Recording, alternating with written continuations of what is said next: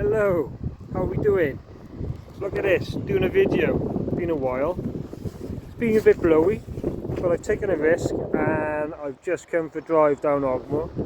There's a bit of a swell, there's a bit of chop on the water, but I think it's going to be fishable. I think it looks okay. So just a couple of hours out of the house, we'll go down, we'll go give it a try, see if we get a few bites and a few fish. Let's see how we get on.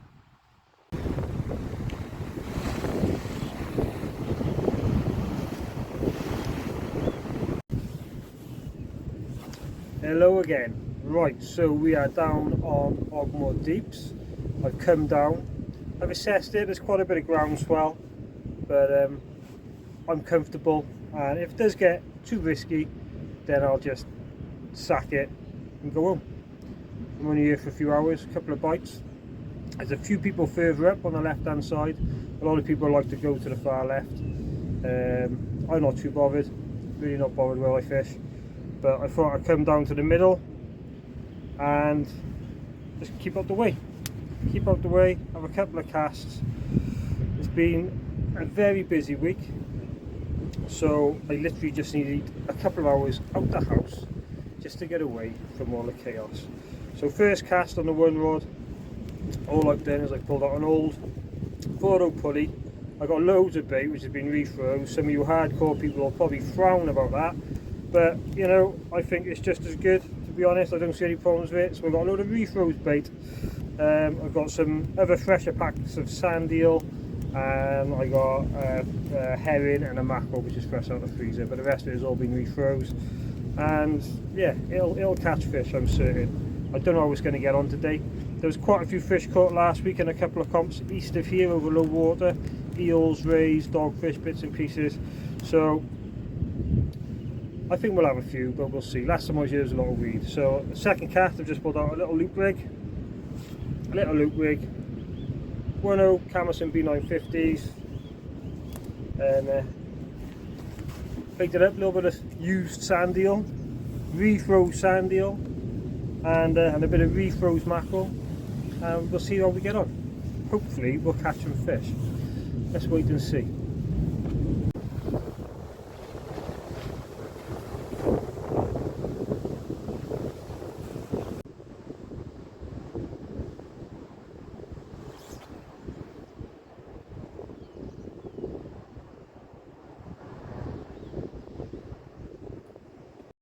Right then, just a point of interest. I don't always like threading on my sand eel. I find sometimes with dogfish and other fish they can get smashed up the line a bit. So I like to thread it on my baiting needle and then hook my hook through. So my hook's alongside the sand eel, and then I can put a bit of cotton on around it, and that allows you to whip around the knot. And I also whip around my bait stops. See my bait stops there? I like to whip around them, and then that should stop any dogfish hitting the bait up the line. And then we just got a little bit of mackerel as well. Go on the side. Just a size 1 Camerson B950, 24-inch loop rig, one up, one down, one up below the lead, one above. There it is. Pull the needle out. Nicely presented. Hook's presented well. That bait's not moving. Not too much cotton. Let's get it out there. We've got some new reels. Some new Ogmore Kuros. STRs. Some of them to use. I got my old faithful Any Fish Anywhere Tournament Rock remastered, and I got my Mark II Match Pro. Reels are loaded with 14 to 15 pound mainline, tapered leaders because there's a lot of weed in the water, so 20 to 70 pound tapered leaders. I've got 7 ounces on, there's a bit of groundswell, and that's how I'm going to tackle it. 2 hookers, 3 hookers, pulleys, just try and catch some fish, try and get a bite.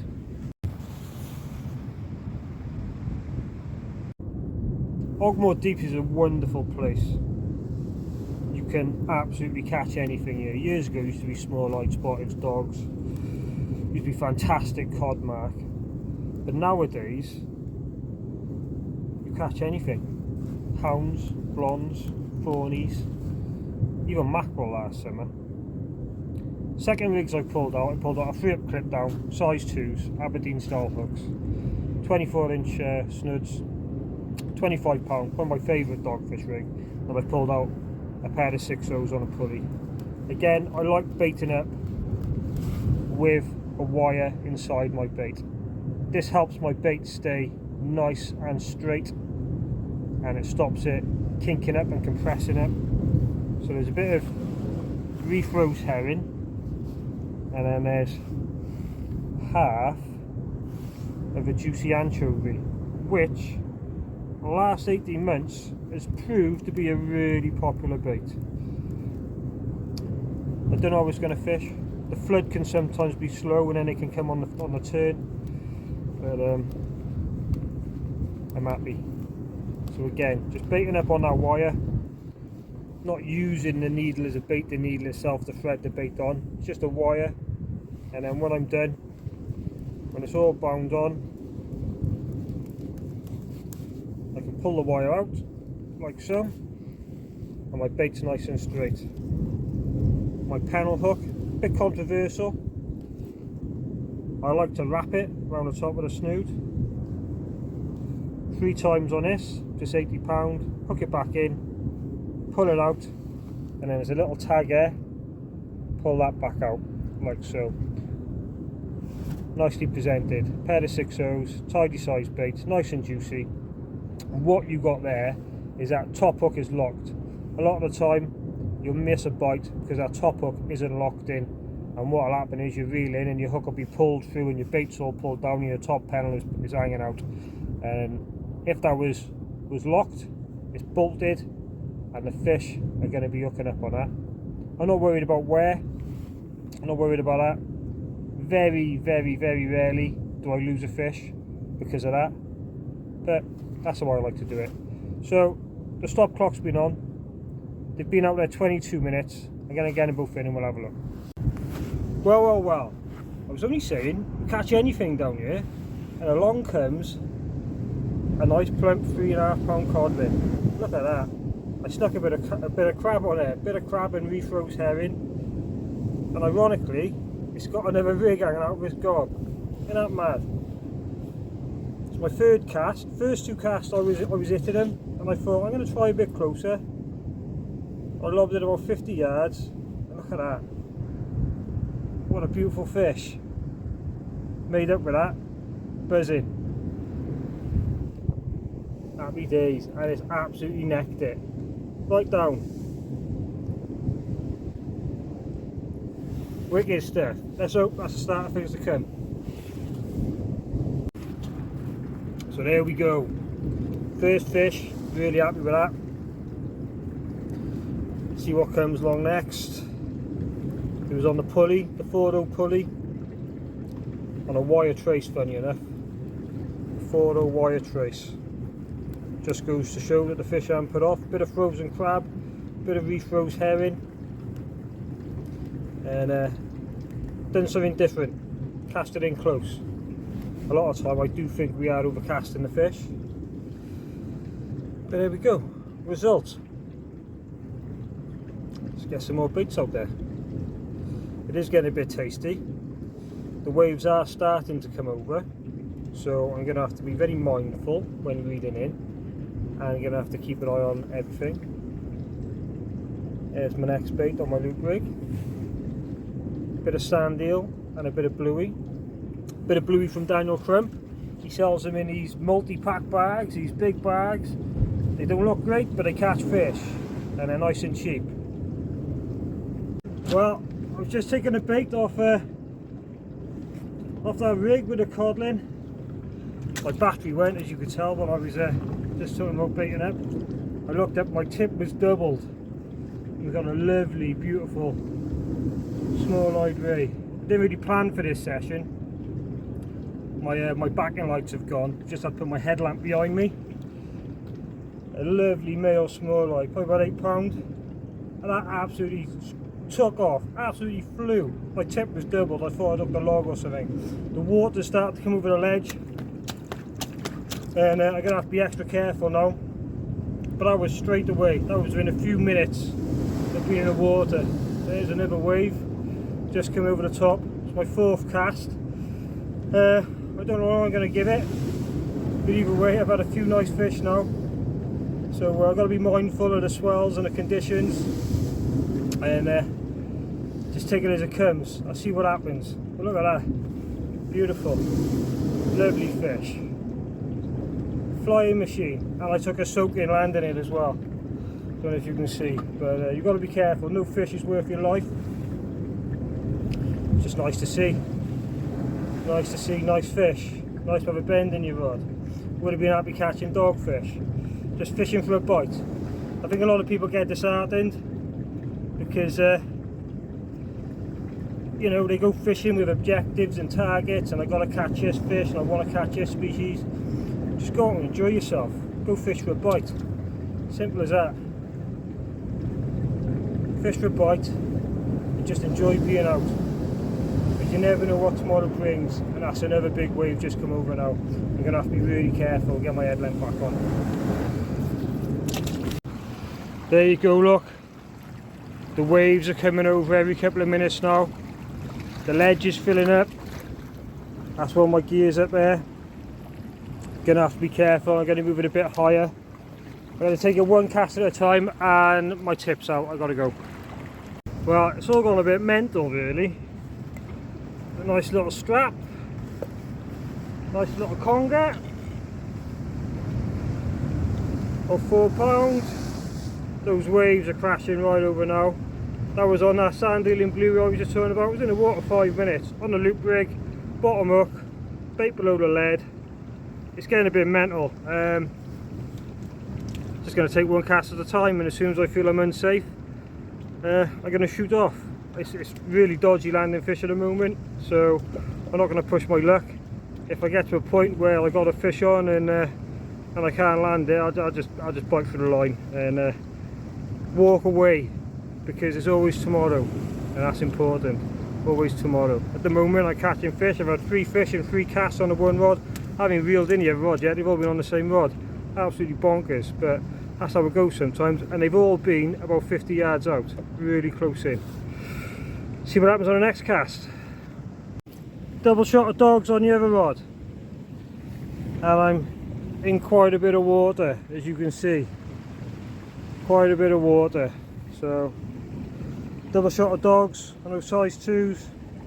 That 3 hook 24-inch dog rig I was talking about earlier, 25-pound hook lengths, size 2s, bit of sand deal and mackerel. Everything's been refroze on there, catching fish. So as you can see, the rod's in water, but we're having a good time. Being safe, being sensible. Starting to move the gear back a bit higher.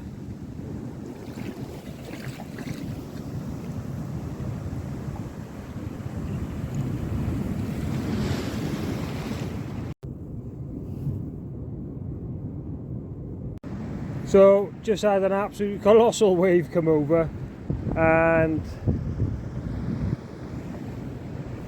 it's getting flooded out. So I've baited up, and I'm probably going to give this a last cast, but I'm still well over an hour before high water. I've only been here about 2.5 hours. For the purpose of that last cast with a dogfish, the fish were on the top 2 hooks, not on the one lower down, and it was on a bit of sand eel and some mackerel, just like so. Nothing special. Whipped around the bait and whipped alongside the hook, like I said earlier, so they don't hit it up the line. I don't know how they do it, it's against the laws of physics, but sometimes with dogfish on a multi-hook rig, you're reeling, your sand eel being 2 inches above your hook, and you're thinking, how's that happened? But they've hit your bait up the line. I don't know how, so that's why I like to whip along the hook and against the stops, so the stops within the bait. Yeah, see what happens. At the moment I'm going to have one more cast and then shoot off. after my 3 hours. All I need, my fresh air, my space, my isolation. And it's strange, you know, you can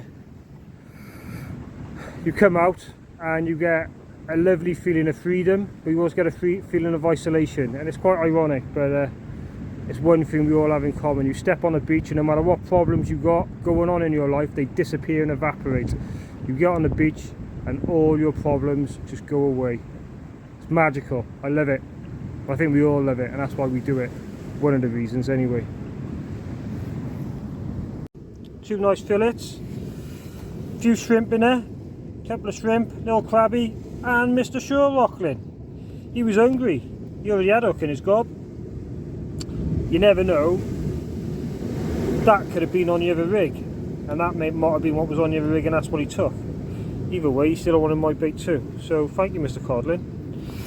There we have it.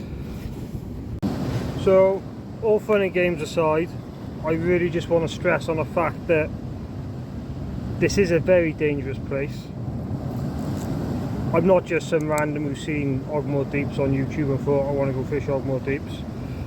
I've been fishing Ogmore Deeps for the best part of 30 years, so I know the place very well. If you're going to fish it, speak to someone. If you've never fished it before, never been here before, speak to someone. Pick a small tide, pick some high pressure. Anything with a southerly in it can be risky. Anything when we've had a southerly all week, and even though it's not been windy for a couple of days, it can still be very swelly and still be very dangerous. It's so easy just to get swept over. So many people have lost their lives down here, okay? So, you know, like I say, all fun and games aside, I've had a few fish. I've been alright. I'm on my last cast now. I'm not going to push it any longer. I want to go fishing again. I don't want this to be my last session ever, so I'm going to make sure that I get home to my family and I get to fish another day, which is really important.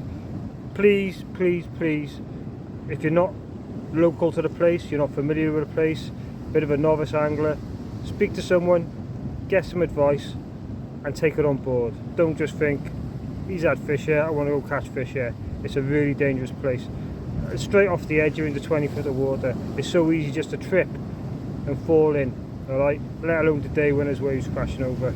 So please, please, please be safe, alright? And be sensible. And speak to people, alright? Because we're all here to give advice and pass on our experience and our knowledge.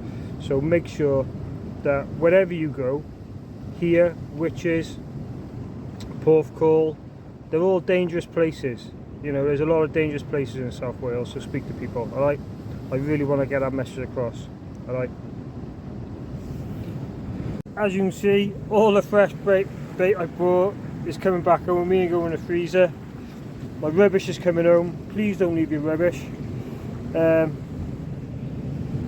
These pliers, absolutely fantastic. These Fox pliers, they're amazing for getting fish out. A little angle on them makes a world of difference. Little stopwatch, little pot of leads, all packed up. As you can see, still flooded out.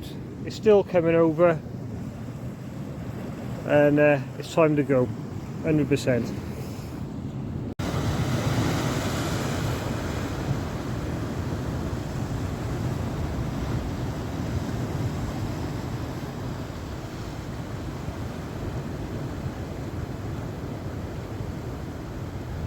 Right then, back in the car, little recap.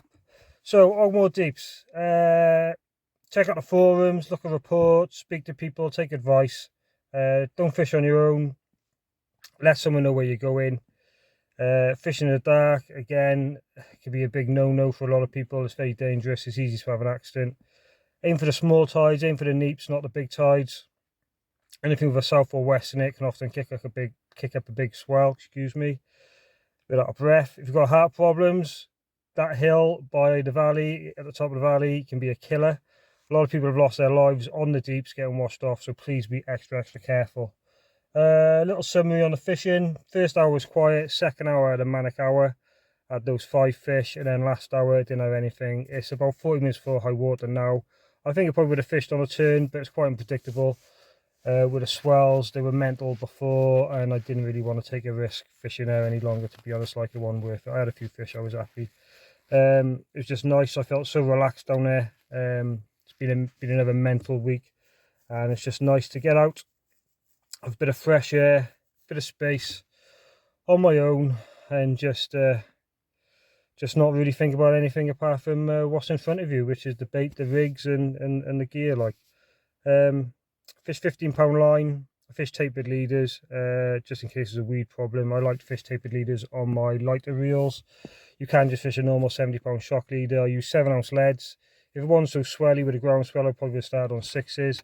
If I'd fished on the turn, I would have definitely stepped up to 8s, regardless of the size of the tide. I would have put on 8-ounce leads with massive wires, because I see people do it all the time. As soon as it turns, it just drags right down to the right, and it just inconveniences the people next to you. You haven't got to cast far. All the fish today come 50-60 yards out. Nice to have a codling. Fished a 3-up clip down, size 2, 24 inches, and I fished a loop rig. And then I fished 2 pulleys, one with 6 O's on 80-pound trace and one with 4 O's on a wire trace.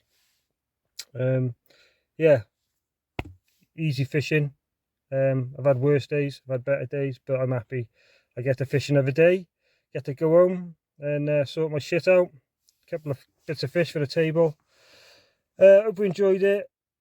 It was unplanned, so next time I'll make sure the back end lights are charged and everything like that, and I'll try and do one in daylight so you can get a bit more comprehension of what's going on. I can do a bit better filming.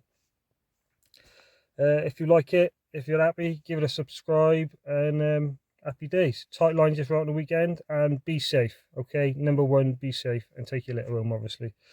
So thanks again.